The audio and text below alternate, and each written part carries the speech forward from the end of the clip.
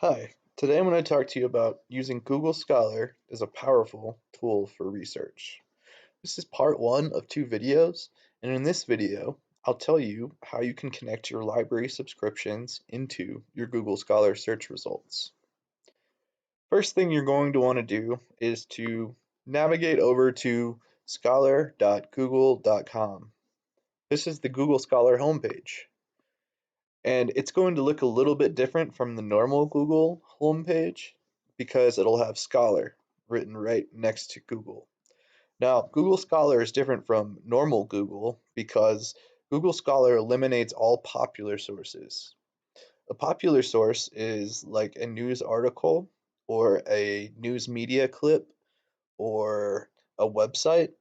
Instead, Google Scholar only gives you back scholarly resources, such as academic journal articles, reviews, reports, case law, etc. So when you're on Google Scholar, you don't have to sift through all of the non-scholarly stuff that's out on the internet. So when you go over to Google Scholar homepage, in order to connect your institution's library subscriptions into your Google Scholar result, go over to the triple bar on the left-hand side of the screen. Click it.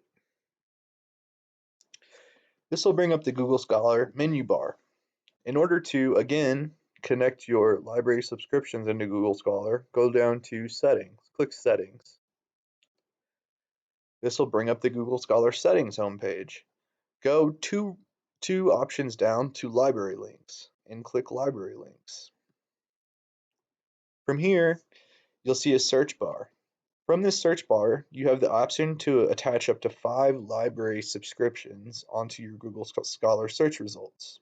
You should definitely type in Red Rocks Community College and hit search. Okay, so once you type in Red Rocks Community College, a little box should pop up that says Red Rocks Community College Library or Red Rocks CC full text. Go ahead and click that box.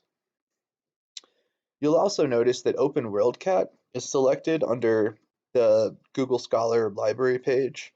You should leave that checked. What that does is that it shows basically a record of all academic articles that are out there, which is useful because you might be able to see articles that exist that you might be able to look for elsewhere.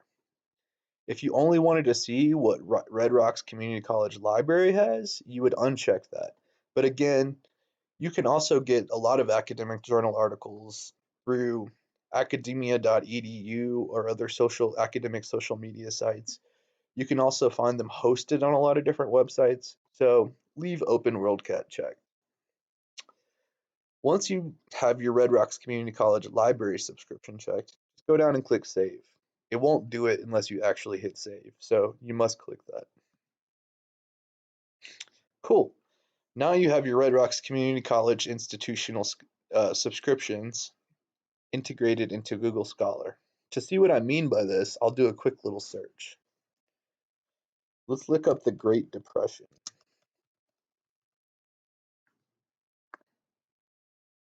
All right, we'll narrow this down a little bit. Let's add on New Deal. Cool. So on the right-hand side, you can see your Google Scholar access. In the next video, I'll talk a little bit more how to use Google Scholar more fully, but I just want to show you that you can get access to this first article through your Red Rocks Community College library account. So you can see that because Red Rocks CC full text will pop up next to it. In order to access that article through your Red Rocks account, just click the Red Rocks CC full text button. From here, enter in your credentials, which is your S number, and your password, and then you're good to go with that Google Scholar article. Just to recap, go to the triple bar on the upper left-hand corner.